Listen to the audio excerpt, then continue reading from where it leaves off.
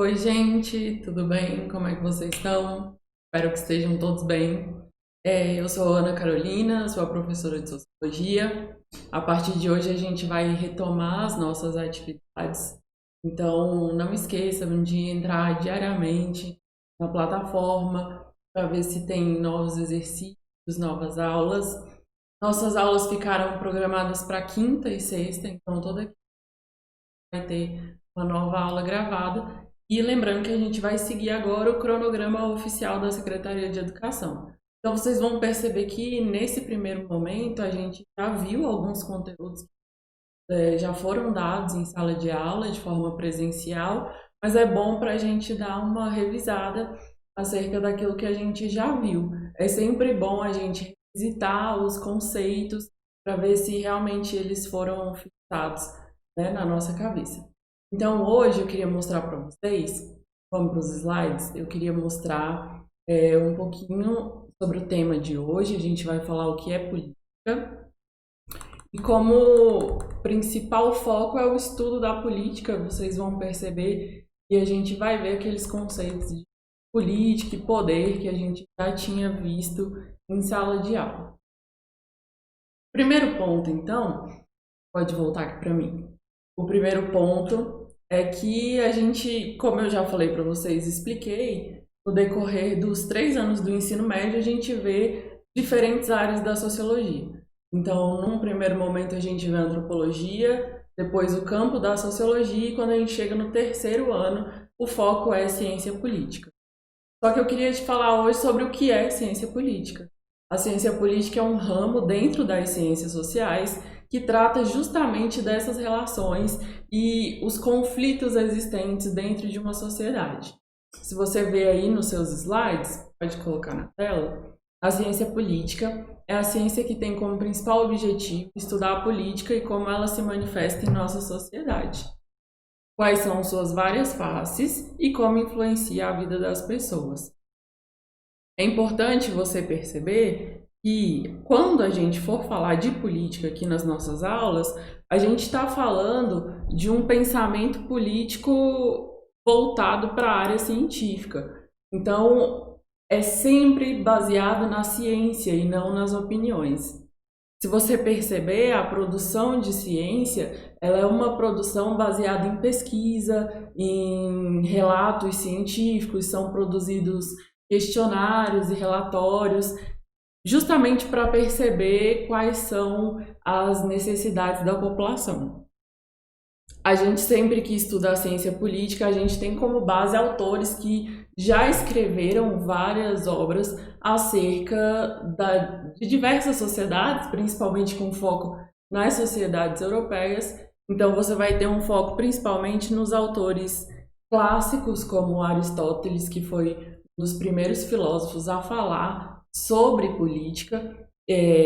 Depois você vem com os modernos, com o Montesquieu, o Thomas Hobbes, que é um contratualista. A gente tem também Maquiavel, que é considerado o primeiro cientista político, justamente porque ele escreveu O Príncipe, que é considerado um manual de ciência política. Então, até hoje a gente está produzindo ciência política. Nos dias de hoje a gente tem vários cientistas políticos como Hannah Arendt e até mesmo Jairo Nicolau, que é um cientista político brasileiro, que vão trabalhar esse campo científico. Bom, mas aí eu te pergunto, lá no slide a gente vai ter qual é o campo temático da ciência política. A ciência política, ela tem, na verdade, ela se debruça sobre vários temas. É uma pesquisa sobre a sociedade que tem como principal foco as relações humanas e a resolução de conflitos.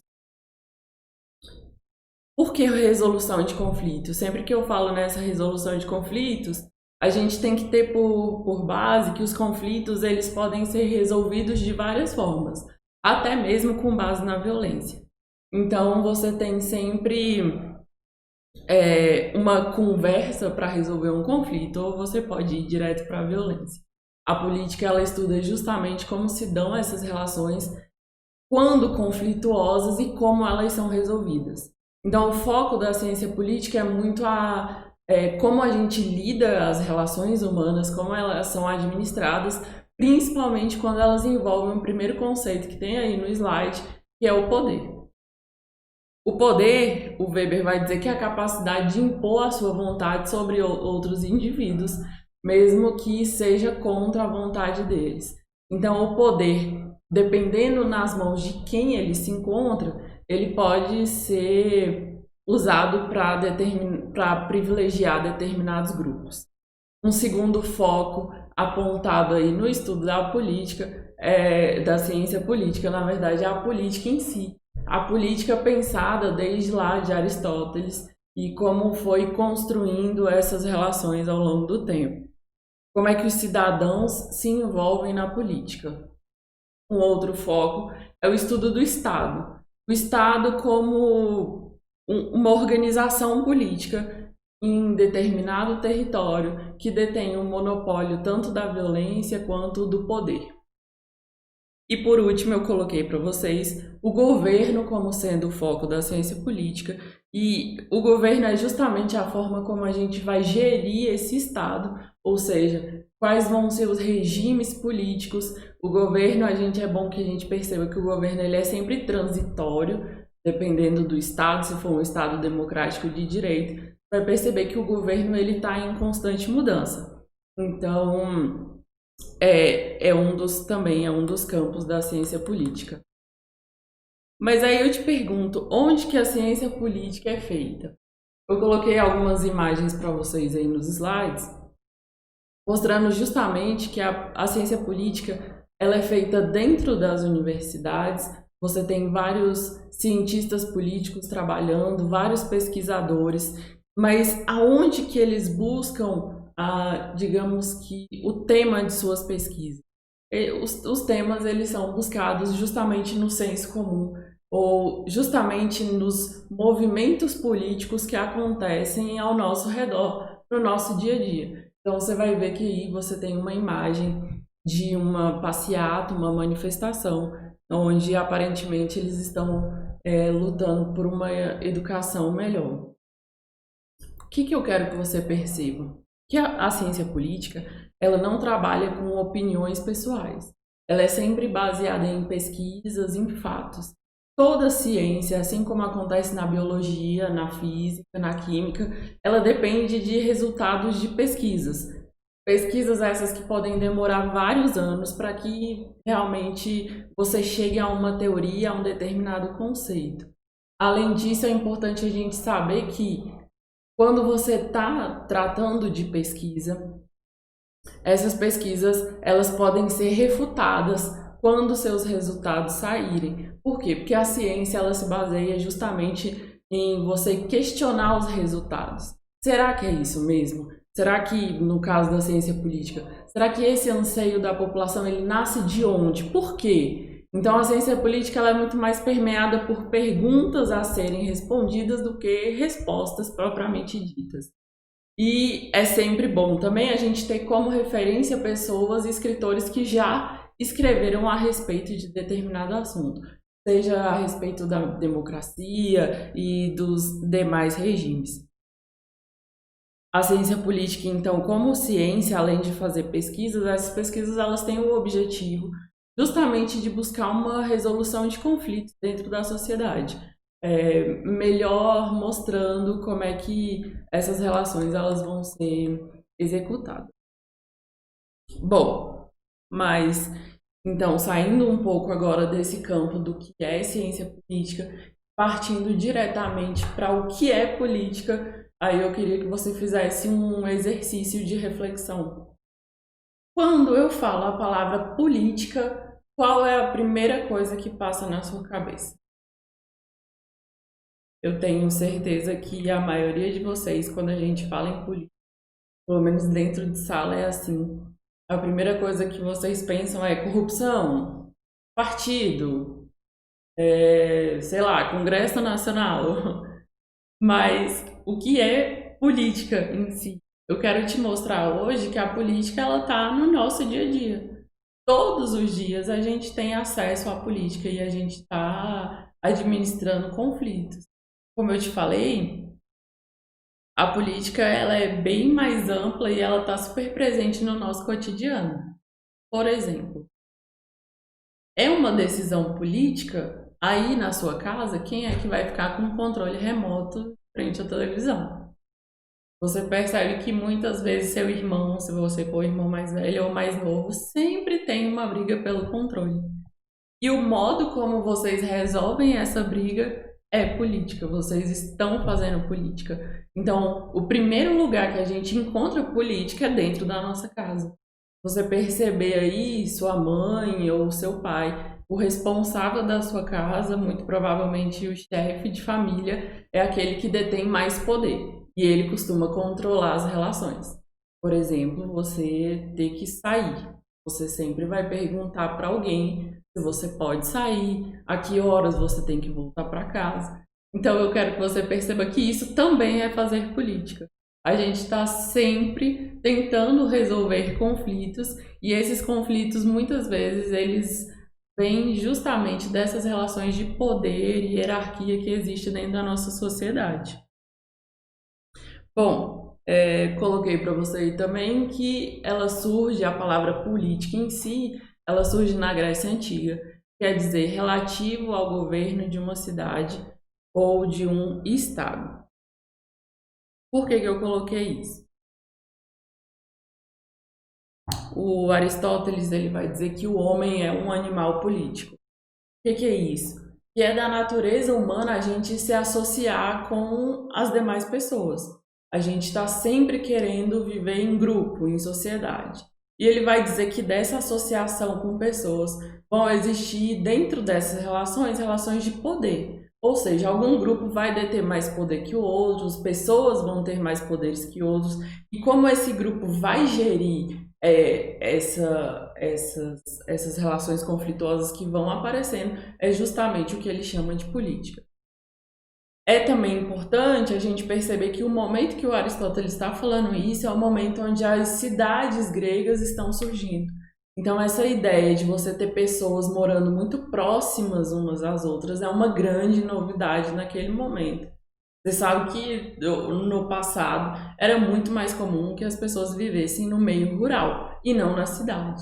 Só que estava acontecendo um momento reverso, né? As pessoas estão começando a viver mais nas cidades, ou seja, há um êxodo rural e tal. E o que ele está falando é justamente esse ponto. As pessoas começaram a viver nas cidades e é necessário administrar essas relações que vão surgir. É necessário que as pessoas, e ele vai chamar essas pessoas de cidadãos, esses cidadãos participem da política, ou seja, participem das decisões que vão acontecendo nessas cidades. É também saber como a gente vai administrar o que é público, né? Por exemplo, na sua comunidade, muito provavelmente deve ter um parquinho para as crianças ou aquele pack de atividades em que os idosos podem fazer as atividades. Por enquanto está tudo suspenso, né? Mas que no momento em que está tudo normalizado, a gente tem que saber como é que é administrar o bem público. Será que o parquinho que está lá ele é de ninguém ou ele é de todo mundo? A gente tem muita mania de pensar que o que é público não é de ninguém, quando na verdade o que é público é de todos nós. E todos nós temos que zelar por aquilo que é nosso, pelo aquilo que é um bem público. Então é importante a gente ter essa consciência, e é justamente sobre isso que o Aristóteles estava falando. Coloquei aí nos slides para vocês as diferenças convertidas em desigualdades, a raiz dos conflitos sociais. Pode voltar aqui para mim. O Max Weber, eu já falei para vocês deles, Max Weber é um sociólogo alemão e ele vai tratar, principalmente, ele vai tratar da sociologia da religião, mas um dos grandes focos dele é a sociologia política e como se dão essas relações de poder dentro da ciência política. Ele vai dizer que poder é a capacidade de uma pessoa ou de um grupo de impor a sua vontade sobre outros indivíduos, mesmo que aquela vontade seja oposta à de todos os outros. Por que isso aparece como um conflito social? Porque a gente sabe que dentro da nossa sociedade existem grupos que são muito diversos. Os grupos são muito diferentes entre si. E você percebe que as demandas de um grupo é bem diferente das demandas de outro. Só que dentro disso, você tem uma grande maioria e você tem as diferenças que, digamos, que são grupos minoritários dentro da nossa sociedade. Acontece que a partir do momento que a gente percebe essas diferenças, elas acabam gerando desigualdade. A partir do momento de que quem está no poder começa a, digamos que, trabalhar ou criar políticas só para aqueles que são maioria. E não percebem que existem grupos minoritários, mas que também têm direitos como todos os outros cidadãos.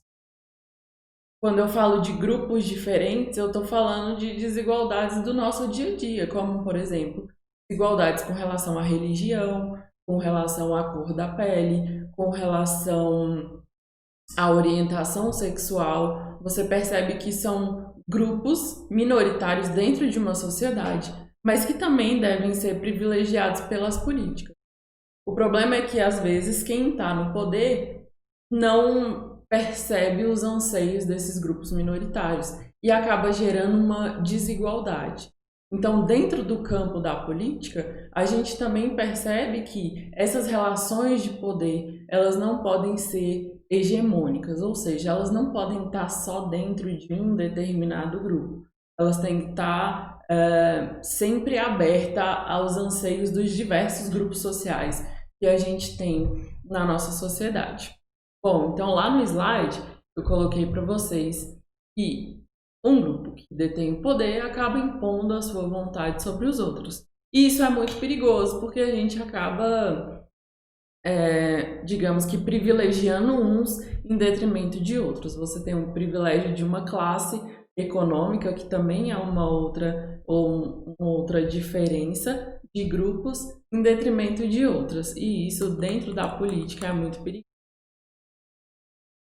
Aí também no slide eu coloquei para vocês que a política ela serve também como uma gestão desses conflitos. Bom, a gestão de conflitos, gente, pode voltar aqui para mim. A forma, digamos que é a forma mais normal ou a forma primitiva de gestão de conflitos é através da violência. Weber vai dizer que a família, principalmente, ela usa do meio da violência para manter o seu poder. O que ele quer dizer com isso? Ele está falando que quando sua mãe te dá uma palmada porque você fez algo que não deveria, ela está usando da violência para resolver um determinado conflito. Acontece que quando a gente está falando de política a nível social mais amplo, a violência ela não pode ser o único meio em que um grupo que está envolvido no governo pode usar para manter a sociedade em ordem. Por quê? Porque quando o poder ele é baseado só na violência, ele se torna muito frágil. É necessário algo a mais. E aí, mas você pensa assim, mas como assim o poder baseado na violência ele é frágil? Vou te dar um exemplo. Digamos que você está andando na rua com seu celular e aí surge um assaltante. E ele está com uma arma e ele está ali tentando pegar seu celular. Naquele momento ali, quem é que tem mais poder? É o assaltante, porque ele tem uma arma, então ele está usando da violência para ter poder, certo? Só que aí, no mesmo instante, você percebe que tem uma viatura chegando e ela está vendo esse movimento. Chegam 4 policiais armados. Aí eu te pergunto, e agora, quem é que tem mais poder? O assaltante sozinho com uma arma ou 4 policiais armados? Eu quero que você perceba é que o poder ele saiu da mão do assaltante e agora passou para a mão da polícia. Ou seja, o que eu quero te mostrar é que esse poder baseado na violência ele é frágil porque ele não dura muito tempo. Sempre vai aparecer alguém que é mais forte do que o outro dentro das relações. Então, o que eu falei para você? Que o poder, quando ele é baseado só na violência, ele é muito frágil. É necessário que exista algo a mais. O que é esse algo a mais? Esse algo a mais nada mais é do que a obediência. é necessário que você convença a população de que é certo obedecer. Então, a obediência é um dos grandes fatores na resolução dos conflitos. Além disso, você tem que convencer a população a obedecer não com base na violência, mas com base na troca, no diálogo, na conversa. Então, voltem nos slides para a gente ver. Como eu falei para vocês, o primeiro tópico é a violência é uma forma de resolução de conflitos, mas não é desejável. Em alguns momentos ela é extremamente frágil. Depois, eu coloquei que aí a política ela entra em cena como uma forma de resolução de conflitos e pode ser baseado na negociação entre os diversos grupos sociais para que o poder seja dividido entre esses grupos. E aí, voltando aqui para mim, a gente voltando para aquela ideia de que dentro de uma sociedade existem grupos diversos e esses grupos eles lutam também para ter um espaço dentro do poder, para que eles tenham um pouquinho de poder ou um espaço dentro da política, as relações políticas elas servem justamente para isso. Além da obediência, como eu falei, ela vem também muito do diálogo, da conversa. É necessário que a gente converse para que os diversos grupos sejam incluídos nessa forma de poder, para que ninguém saia privilegiado. Por quê? Porque é necessário que a gente entenda que a política ela visa o bem de todos, o bem comum dos cidadãos. E todos nós somos cidadãos. Logo, a gente não pode ter um grupo político que, ao deter o poder, se privilegia daquele poder e esquece outros grupos. É necessário que esse poder ele seja dividido entre os vários grupos e todos os cidadãos tenham acesso ao bem que é comum. Voltando aqui para os slides, para a gente terminar, eu separei algumas questões aqui para vocês. A primeira questão que eu coloquei é uma questão que foi objeto de avaliação aí do PAS em 2015 na terceira etapa.